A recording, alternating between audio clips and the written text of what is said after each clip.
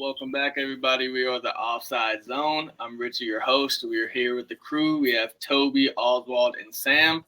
This will be episode 3 of season 2. Let's pretty much jump right into this episode. Who has been the bigger waste of talent, Neymar or Paul Pogba? I'm gonna let Toby answer this. Oh man, it's a tough question. Between Neymar and Pogba, you have Neymar, who could have been one of the best attackers of all time, and you have Pogba, who could have been one of the best midfielders of all time. I'm more disappointed in Pogba wasting his talent more than Neymar, because at least Neymar, he got to the pinnacle of what he could have achieved, which was at Barcelona. You know, they did the treble there, amazing stats, and that gave us at least a glimpse or insight to how amazing he could be. And, you know, we saw the full, or at least close to the full capabilities of what he could be at that Barcelona time with Messi and Suarez. But Pogba, man, he gave us like a window. Like he gave us like a you know how like you rolling down the car window and you're just rolling it down a little bit. You just letting a little bit of air in. That's what Pogba did to us, bro. He went to Juve and just like tore it up, like revolutionary type of style of play from a person that we thought would be a center defensive mid, but really turned into this all around midfielder with swag, charisma, and then the range of his abilities was crazy. That guy is tall. He's a huge guy. And then on top of that, he could dribble. He's aesthetically pleasing with his feet, motions, strong on a ball, can pass like crazy, can shoot like crazy. It was just disappointing because, and also he's a fellow Mendham. He's from the ends in terms of like France. He's African. It's just like, dang, he could have been one of the best midfielders of all time, bro. And he fumbled it. Like, look at how fleeting his career is now. He has a situation where he got, drug tested and, he didn't pass it. And now I'm pretty sure he's going to get his contract terminated. And that is just a ridiculously sad end to what his career ultimately could have been, which is one of the best midfielders, if I dare say, had the capability to be the best midfielder, at least of this generation. He had it all. So it's really sad, honestly. All right, Oswald. I agree with Toby with the fact that Pogba, the way Pogba used to play back in the day, he was one of those guys that just captivated you very easily. The fact that he's big, tall, very agile, which was just not really a common thing that happens nowadays, especially for a player his size. He should Most people at that size usually play center back or keeper. That's pretty much it. So to say he's really much of a waste of talent, I don't think he really wasted his talent though. I just think that persistent injuries that happened throughout his whole career, and also playing with a team like Man U at that time when they were not at their best. So as to for Neymar, he's also in that same category with another disappointment. Like, I think that his career choices have been very questionable, and over and overall,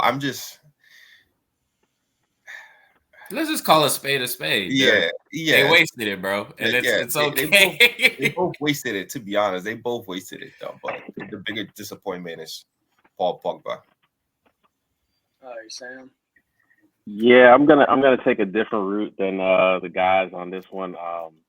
I think the bigger waste of talent between Neymar and Pogba is Neymar for me. But I think it really comes down to how big you saw their potential being as players. which would determine which one was a bigger waste of talent. Pogba was a great player, but I never saw him as a player that was going to be like in the upper echelon of midfielders. Personally, that's just my personal opinion. He was a great midfielder. I think he would have gone down as one of the best midfielders, but I don't think he was in that category or I don't think he ever would have reached the category of like a Xavi and Iniesta, Scholes or something like that. So I think to me, Neymar was definitely the bigger waste because I saw him personally as a player that could overtake the Messi Ronaldo,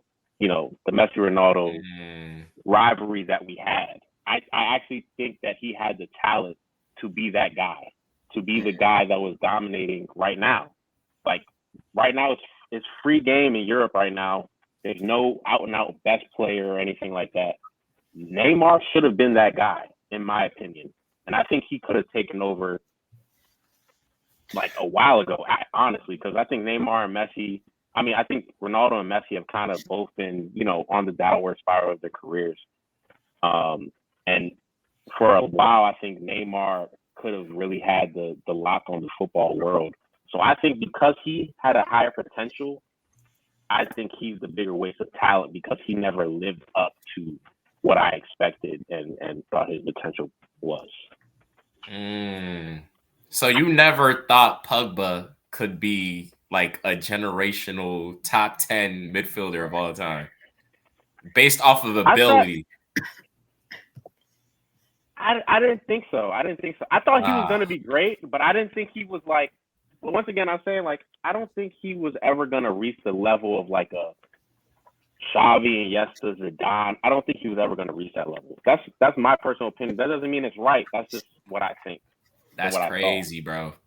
I think that's crazy because like we've seen what he can do, and look at his performance at the World Cup that they won. Yep. Look at his performances for France, and just look at what he did in that little bit of time with Juve, surrounded by Pirlo and Vidal. Like he was a star of that midfield. Like even though Pirlo is a legend, even though Vidal is a tireless worker, like. That's what we saw. That's why he earned his $100 million move because he was a star at Juve. He got the number 10 on his back for a reason. Right. So it's like I think just off of ability, there's nothing that guy couldn't do. Yeah. There's nothing that brother could not do in the midfield. Dribbling, aesthetics, he's strong. At some point, like people were even saying he can actually tackle, but it fleeted later on at Man U. But he was strong. He was just nice. I don't even know. He was nice. He was nice. Like I'm not gonna knock that. He could have played for Barcelona or Real Madrid easily, and the conversation would have been completely different. And that's what I'm saying. I don't think that's what I'm saying. I don't think every midfielder, just because you play for Barcelona or Real Madrid, you're in that class. Like there are different levels to it. You know what I'm saying? Like he would have been a great player. I already said that. He would have been a great player. He would have gone down as one of France's greatest players or whatever. And he probably still will go down as one of France's greatest players just because of that World Cup run they had. But I personally do not see him when I'm talking about greatest of all time, I don't see him ever reaching that like Xavi and Iniesta, Zidane level. Whereas in Neymar's case, I saw Neymar actually reaching the Messi, Ronaldo level. I saw him actually being able to reach that level. I'm not saying Pogba wouldn't have been a great player. He would have been amazing. But like I don't think his potential was as high as Neymar. Yeah. So you saw him as like a top 10, top 15 rather than a top 5, top 3, top 5. Yeah. Okay. Yeah. Okay. Like a Clarence Seedorf for her. I think. Hey, I'm just saying.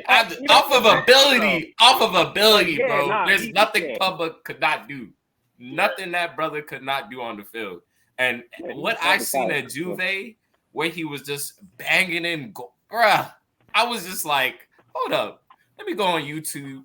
let me check this guy's highlights. Let me just watch. Like I started watching Juve a lot more because of him, and Yeah. Dybala and stuff like that. But like during that time, I said, let me tune into these Juve games, but because they got a brother in there that's 6 something, moving like he's Ronaldo or something, like getting flashy, cooking people in the midfield, and then finishing it off with a long range strike off the volleys, off of this.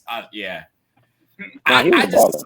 He was a baller, bro. And if he would have done that for 10 years and even instead of going to Man U and, that struggle time that he went there, instead of going there, if he would have played for a Barcelona, how a Barcelona team could have influenced his style and actually utilized his passing and this, that guy could do it, bro. Just based off of ability, I just think he could have actually broke that top 5 because he has it, bro. He has it. That's all I'm saying.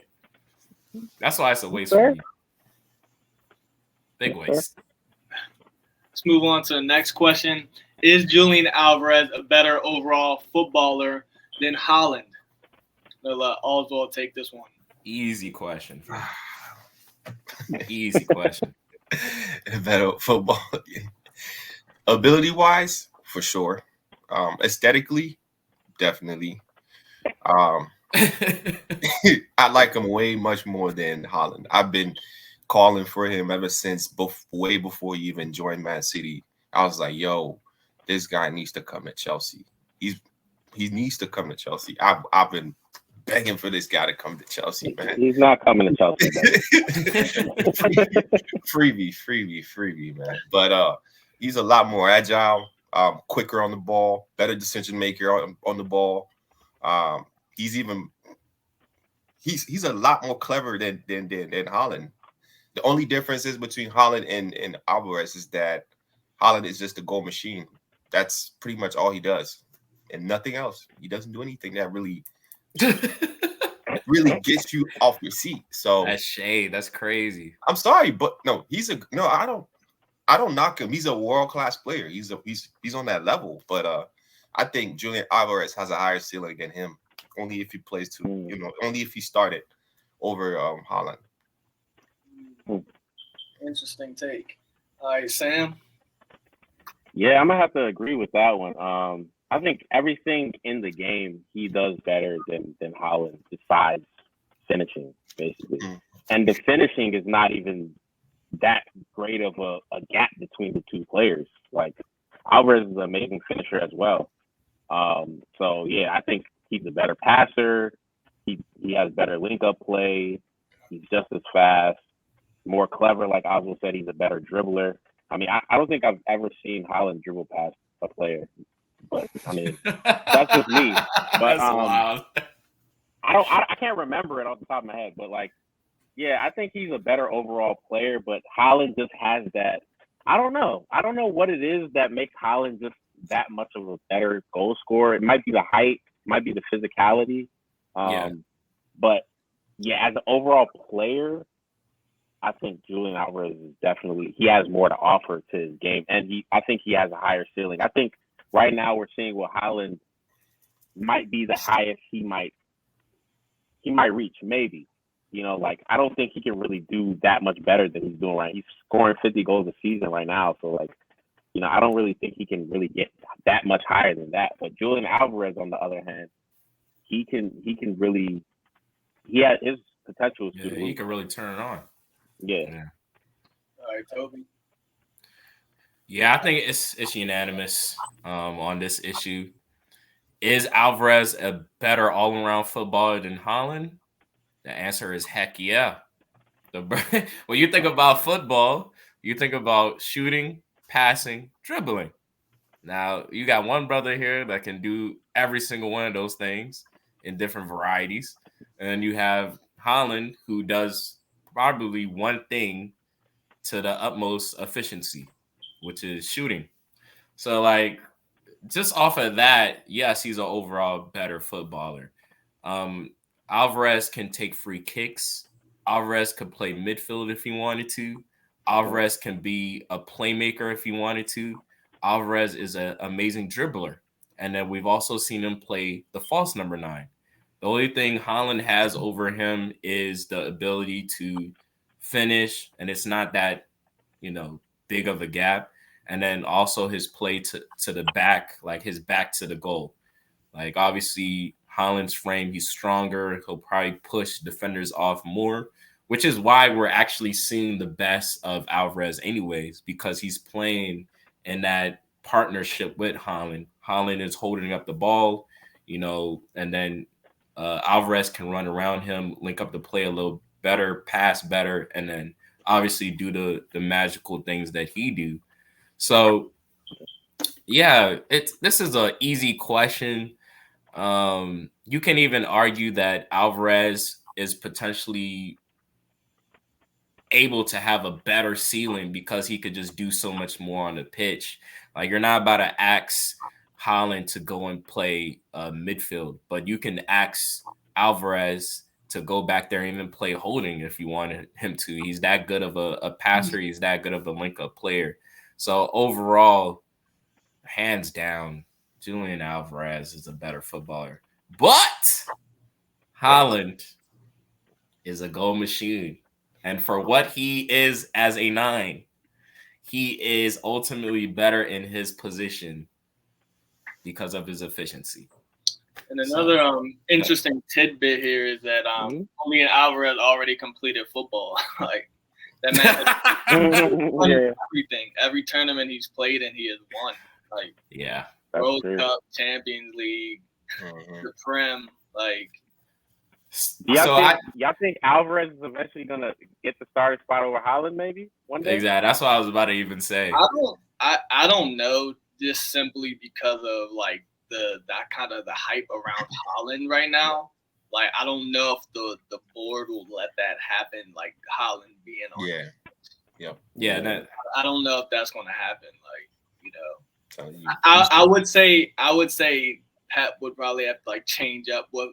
We're pretty much making sure both of them are on the field at the same time before Haaland gets benched over Alvarez.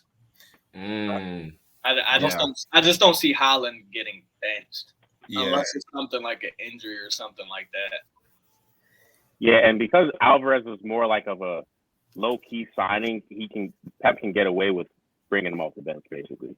Haaland was in the news for years and whatever. Yeah. I would say the thing that would probably happen before them is pretty much Alvarez's happiness. Like, if he's content with, coming off the bench. Exactly.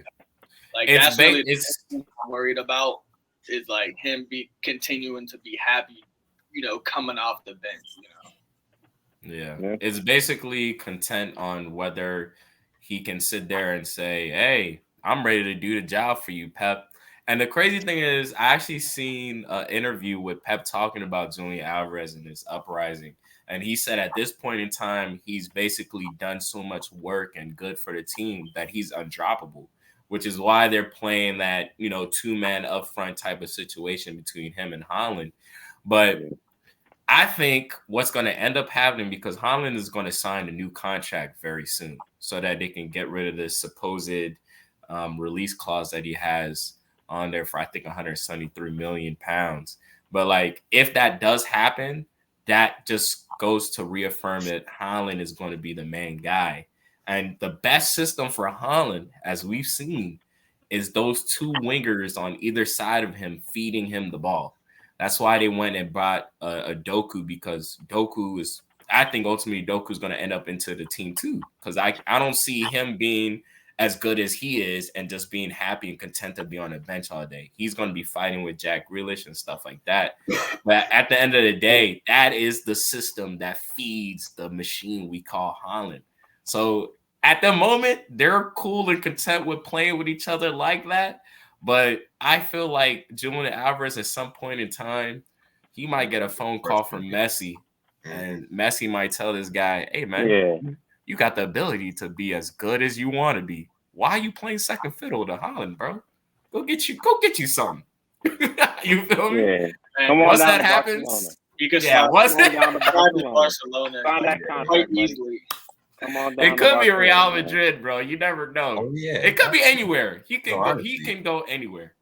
I mean, if they get Mbappe for the next 10 years, then that's a hard sell. Also, yeah. But Barcelona also can't afford nobody, and on top of that, we'll be alright. They're in legal trouble paying refs, so you don't know what Barcelona about to look fake like. News. That's fake news, man. Fake news. Fake news. All right, so we're gonna move on to our last topic. With the news that pretty much Eden Hazard has retired from football. This is what has to do with the last question.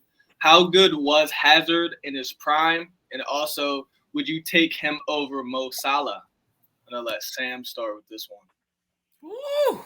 Oh man, I mean, look, I was sad when I heard the news because Hazard was one of my favorite players. Like when he was in his prime, that's one of my favorite players to watch.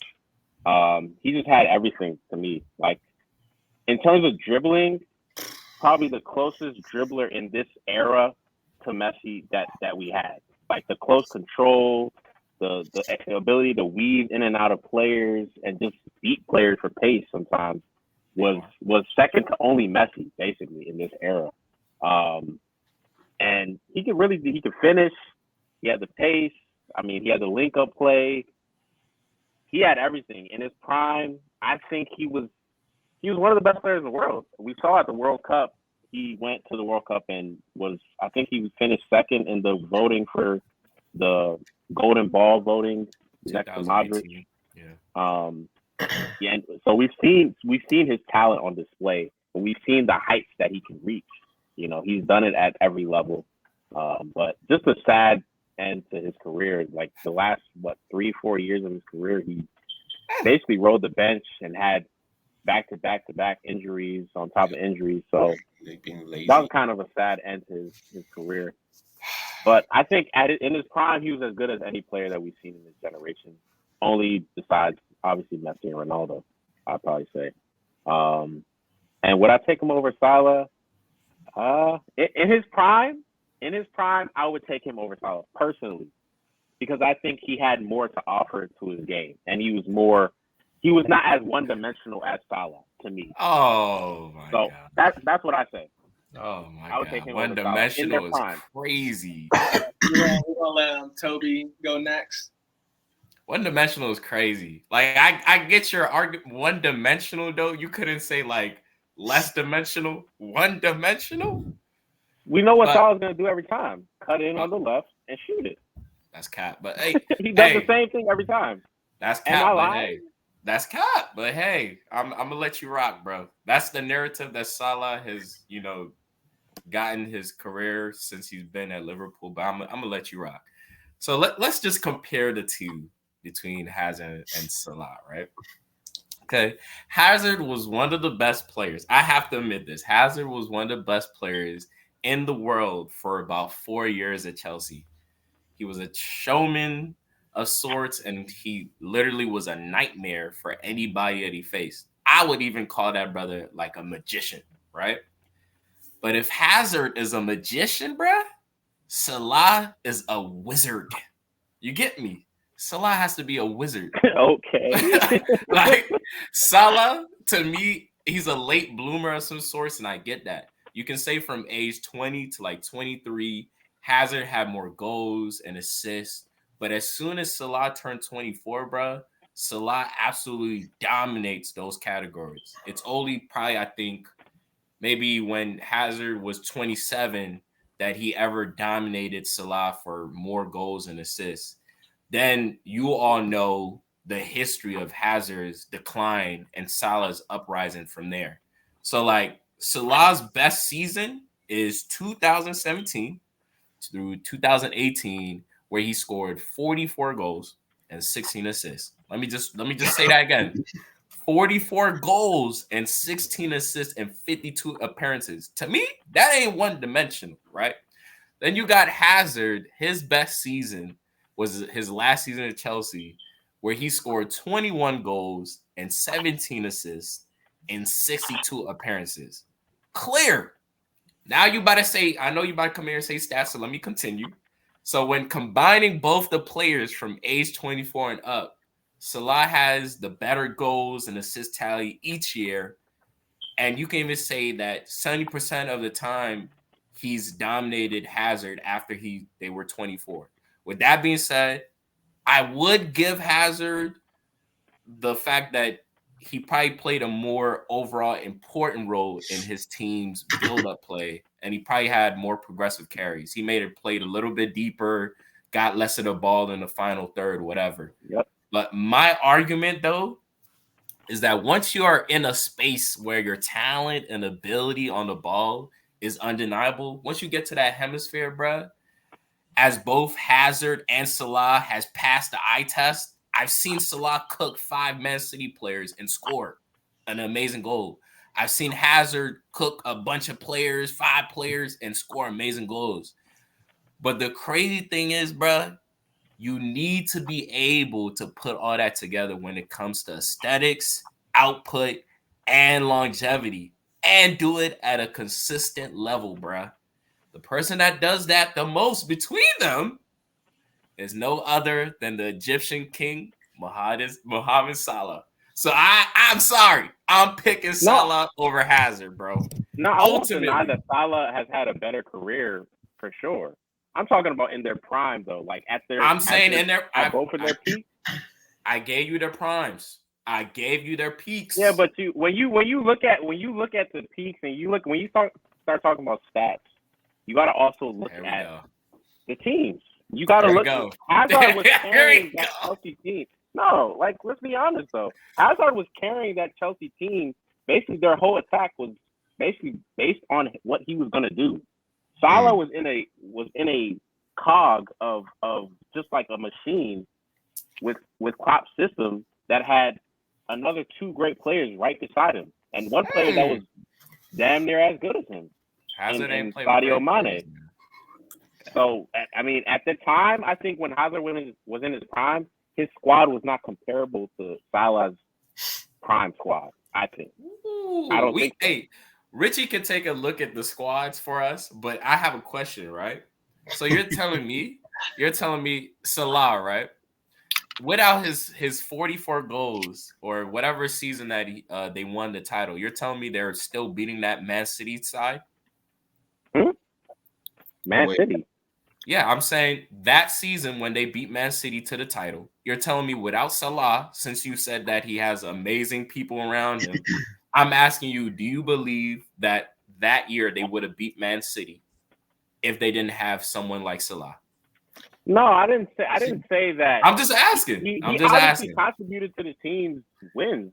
It goes to show how important he was. I'm not saying Hazard. My thing is, if you take away Mane from that team, they don't win either.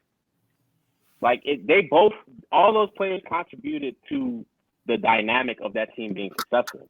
If you take Van Dijk away from that team, they're not winning the Champions League either. So what are you saying? So you can say the same thing and apply that to Hazard or any other player that came through, because Hazard, you had Diego Costa there, you had Thibaut Courtois there. Like I can keep naming. This came from Hazard. I can keep naming people though. You can sit here and say without Diego Costa's goals that year, they wouldn't have won, because look at the amount of goals that Hazard actually contributed at the end of the day. It's not eclipsed by just one player. And I'm not telling you that Hazard wasn't more important than Salah. I'm not saying that Hazard played or was a more deadlier 3 than Liverpool's deadlier 3, because even that is debatable, because it was Willian, Diego Costa, Hazard. They were cooking. Yeah, Willian, Diego Costa, Hazard. They were cooking. So it's debatable. I think Liverpool's is better, but I'm not even saying Hazard isn't more important. I already said Hazard is more important. I gave him that. I simply said you cannot take Salah and take out all his important goals, all the things that he did for that team, and then look at a Man City side that they faced that year. I don't think they would have won it against that Man City side that we all know are crazy good without Salah's goals. Whether Mane was on the team or not, whether Roberto Firmino's team was not, the most critical person on that front 3 was Salah. So, like, let's not downplay his importance. But once again, the most important player on that team that year was Van Dijk, though. Oh, what? He's the one that actually won. He's the one that actually won the player of the year. He won the European player of the year too. He and won. he finished second. Not Ballon one, d'Or. but he finished second in the race because for obvious reasons. I don't even think Mo Salah is even placed in top 5 ever, and y'all know that's crazy. So, like, I don't even rate those like just like that. I don't even rate in this situation. I don't even rate it because Mohamed Salah has definitely been a very, very weird topic when it comes to him actually getting accolades past the EPL or whatever the case may be. So, like, you can come and sit here and say Van Dijk was the most important person on the team, but honestly, that's just cap, bro. That's just cap. Van Dijk will come on the screen and tell you the most important player on the team is Mohamed Salah. That's why he gets paid the most, not just because he does this and that and that. Bro, his goals are vital when you're playing against a team in a Man City that's taking you all the way down the line in terms of the title race. Without his goals that year, without his goals any of those years, Liverpool wouldn't be the same that they are. And I can apply the same logic to Hazard. I am giving Hazard the importance over Salah, but I'm putting all of it together. I am putting all of it together to be important to your team, to do the aesthetics, to also have the consistency and longevity. There's only one name that should come to mind here. I already gave you that Hazard has been one of the best players in the world, but so is Salah. So yeah, of course, Salah. What are we talking about? I'm just talking about their prime season. I think Salah was. I think prime 44 goals. 44 goals. Once again, you're going with the stats. They're not just stats. They're not just stats. What teams did y'all want to compare? One of the things about Hazard is the way he plays the game is not predicated on stats because a lot of the things he does on the field doesn't get recorded on the stat sheet. See, we're about to make this an argument about stats. That's facts. No, I hate that. I'm just saying, a lot of the things that Hazard does or what he did on the field are not. You don't have stats for that. Like he has a lot of plays where he will create the whole chance or the whole goal, but he didn't get the assist or he didn't get the goal. That doesn't mean he's not the person that basically made it happen. That doesn't get taken down on the stat sheet. Obviously. That doesn't get taken down on the stat sheet. Obviously, I'm here to kill the narrative that Salah is just stats because that's cap too. That's all I'm saying. I'm going to keep saying this. I already gave Hazard his credit for his progressive play, how important he was to that Chelsea team. And he's more important to that Chelsea team compared to how important Salah is for that Liverpool team. But Salah is also very important for Liverpool. And he also puts everything else together in terms of output, in terms of consistency. And then we don't even want to talk about longevity. And then on top of that, you look at their prime years. There's no reason why Salah shouldn't be top 5, at least in the world, based off of some of the individual accolades that he's done in individual years. But he's not, because we know why. So, like, what can you really say that Salah, at the end of the day, doesn't do that edges Hazard when you put it all together? That's all I'm saying. That's all I'm saying. That's my opinion. I have the teams here, too. I have the 2018-2019 Chelsea and the 2018-2019 Liverpool. Which ones did you want me to start with? It depends, bro. I want you to put the best team that basically Hazard had, which was Diego Costa, Willian. I think Pedro was even coming off the bench. They had Cesc Fabregas there, I believe, as well. Fabregas, Marcus Alonso, Jorginho, Antonio Rudiger. No, that was after. That was after. I think this is after. Yeah, I think Courtois was in goal, bro. What season was that where Hazard was? That was 2018. Yeah, what season y'all was that for Hazard? It might have been 16, 17, or 15, 16 or something. Best individual season was the 8 right before he left for Madrid, 18, 19. 19, yeah. That was his best individual season. But he won. I think he won his most awards probably the 2014-15 season. 15. Yep. Yeah. That man. But they were cooking. That man. This is a stat for y'all. Eden Hazard has had the most man of the matches performance in the Premier League, and that is 62. One of my favorite players of all times. Like my favorite Chelsea player. He's in that debate with Drogba and Lampard. Those are my top 3 players at Chelsea of all time. Hazard, when I tell you, that man used to just like pizzazz, like wow me all the time, man. The way he plays, I'm telling you, bro. I don't think there's that many players that really can just play a game and then still not score, but still be the best player on the team. That's the key point. Not be on the stat sheet. Yep. It's not that many. I've seen Salah have the same impact, but hey, yeah, I'm not saying as much as Hazard, but I'm saying I've seen Salah have the same impact. But go ahead, bro. I'm sorry. He's the second best dribbler in this generation. After Messi, of course. Crazy. Who else is there? Neymar is there. Who? Nah, Neymar is not a better dribbler than Hazard. Dribble? Just on the ball, not skills. That's just arguable. Like no, players, let's not do skills. Let's not separate arguable. skill and dribbling. They're all kind of the same. They're actually the same thing. You have to have the ability to be skillful to dribble. Dribble? But if we talk about strictly beating players, yes, it's not even like it's not. Yeah. Yeah, I mean, if we're just talking about a faint here, yeah. It's arguable. That's all I'm saying. He said outright, like, that's kind of crazy. I mean, he's up there with the greatest player on the Prem. He's easily top 10. Yeah, he's one of the best players we've ever seen of this generation. I'm not even. Salah is as well, though. My favorite season was that 2014-15 season. Oh my goodness! Even though statistically he wasn't scoring that many goals, but almost every game this man was man of the match.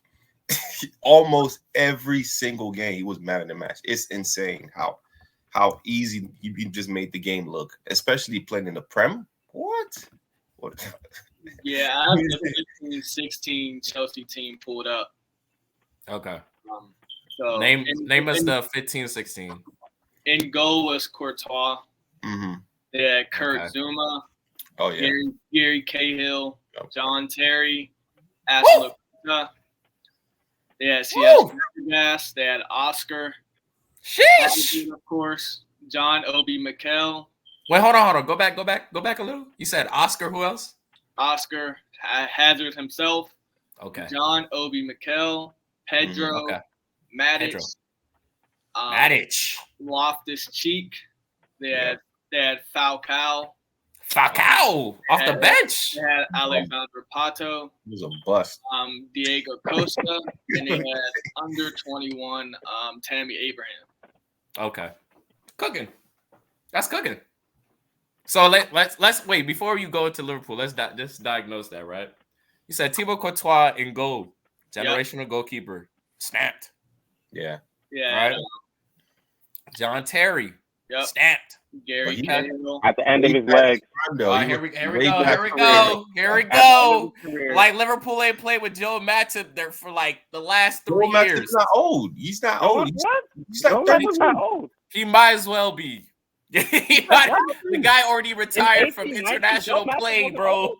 That's different though. That was a personal issue with the coach. You gonna take it personal because it's a guy from Cameroon, but Joe Matip is not. He's not running against no old people. Come on, he's old. Come on, man. So, anyways, right? So you got John Terry, you got Azpilicueta, who's also a club legend.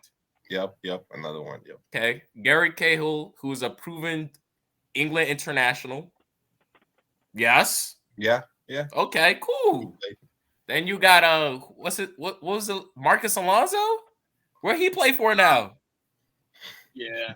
He rides the bench for Barcelona. I'm just asking you, bro. Where he play for? He rides the bench for Barcelona. I'm just asking you where he play for. He rides the bench for Barcelona. Yeah. He plays for Barcelona.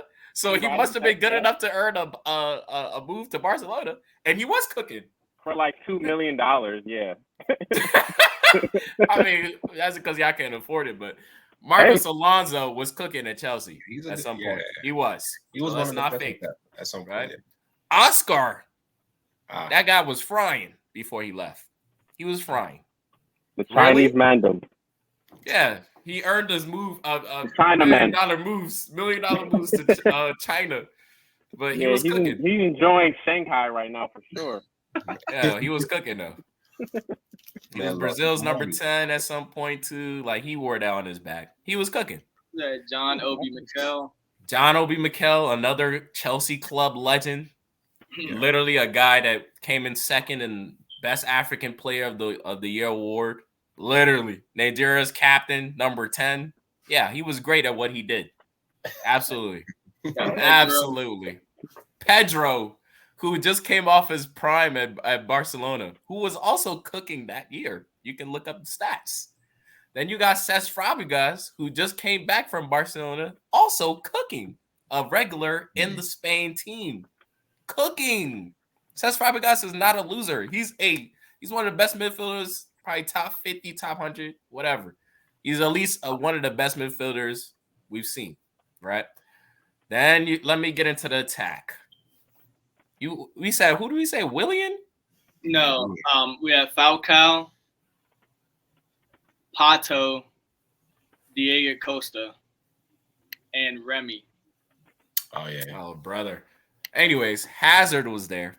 Then you got Diego Costa, who was ridiculous for Chelsea. And even before that, when he went to when he was at Atletico Madrid, the guy was a stalemate. Diego Costa was one of the best strikers in the world, right? During those periods of time. I think he was putting in about 25, 30 goals almost basically every season. He was cooking. So you got a goal machine there. And I don't know if William was there or whatever the case may be, but to have Pedro as well as the front three, that's pretty solid. That is an amazing supporting crew.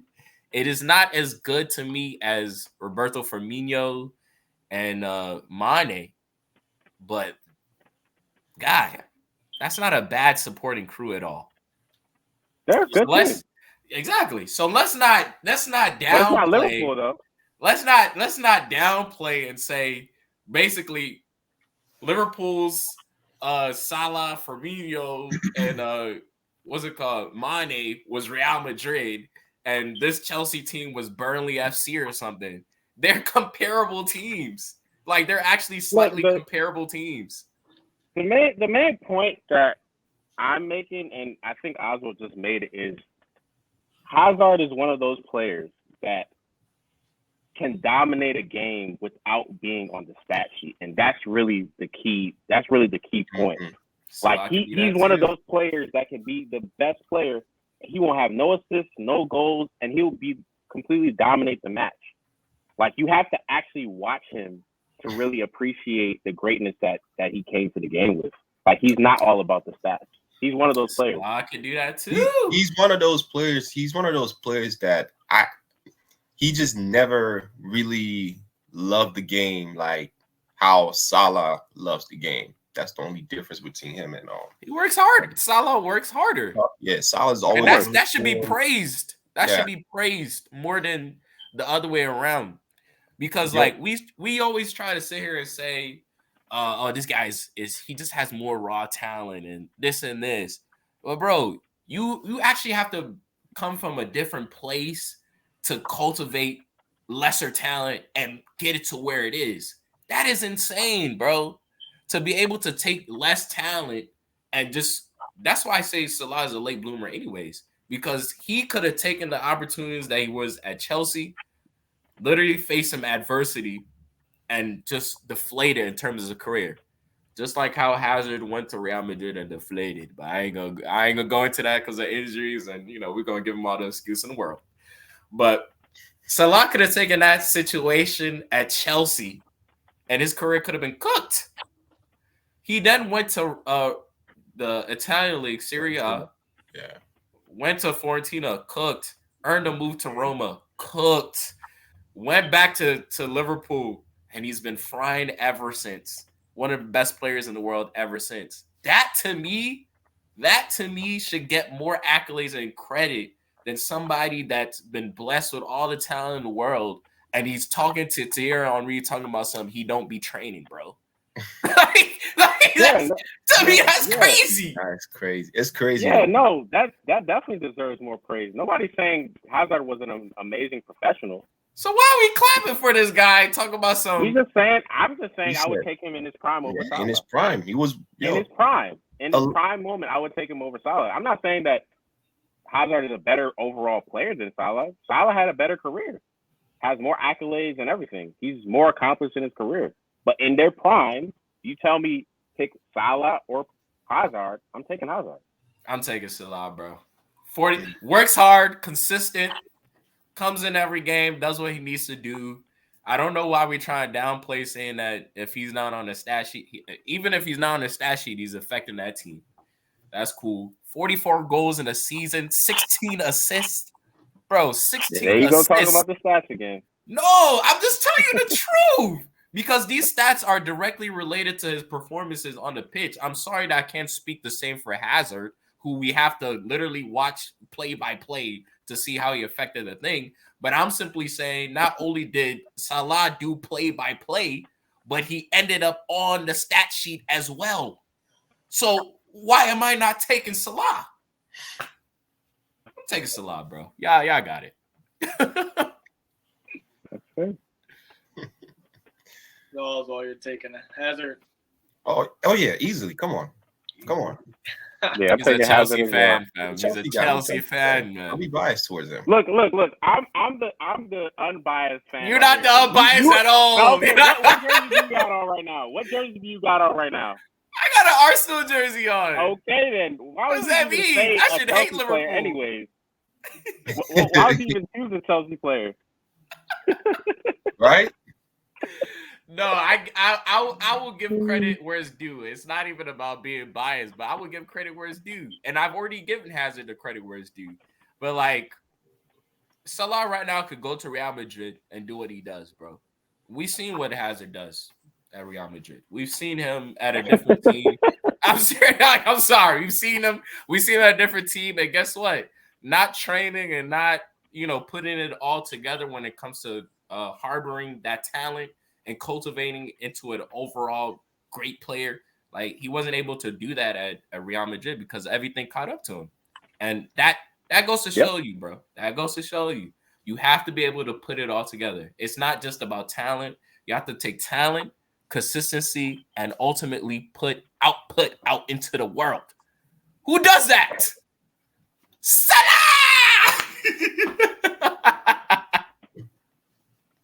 It's okay, man. Yeah, I'm still taking Hazard in his prime, though. Yeah, definitely. It's calm, man. So I think that's going to do it for us today. Of course, I want to give many thanks to all our viewers and the crew for their input today. Please drop us a follow on TikTok, Instagram, and Twitter under the name The Offside Zone. Also, please like and subscribe if you haven't already. We discuss new topics weekly pertaining to the world of football. In the comments, please let us know one of your favorite memories of Eden Hazard's career. As always, everyone, please stay safe, stay blessed, and see you guys in the next video.